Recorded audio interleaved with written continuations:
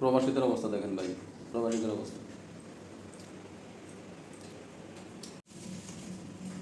ইনশাল্লাহ 10 রোজা শেষ, আজকে 11 রোজার সেহরি খাই দিছি আমি আর আমার বড় ভাই আছে একজন। ভাত আছে, তারপর বিরিয়ানি আছে, বিরিয়ানি হয়তো সন্ধ্যাবেলা,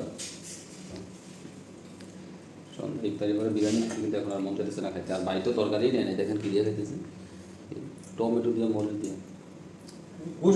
গরু গোশ বিরিয়ানি। হাই দিয়ে দেন ভাই সবাই একটা। সবাইকে হাই, সবাইকে অগ্রিম ঈদ মুবারক। সবাই আসবেন আমাদের জন্য, সবাই দোয়া করবেন। ঈদ মুবারক, ঈদ মুবারক। ভাই অগ্রিম দিয়ে দিয়েছি, তোমরা সবাই ইনশাল্লাহ গ্রহণ করবেন। আজকে হচ্ছে 11 নম্বর সেহরি চলতেছে ইনশাল্লাহ আমাদের। আজকে পাক করছে লাউ দিয়া, রুই মাছ দিয়ে।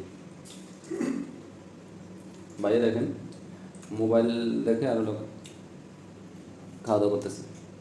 প্রবাসে থাকে তো, মনে করেন টাইম পায় না, সারাদিন তো কাজকাম করে, তো বাসে আসলে একটু টাইম নেই, এই জন্য খাওয়া দাওয়া করে পাশাপাশি মোবাইলে একটু টাইম নেই। প্রবাস জীবন পাই বহুত কষ্টের, কী বলবো, যে আছে ওই লোকই বলতে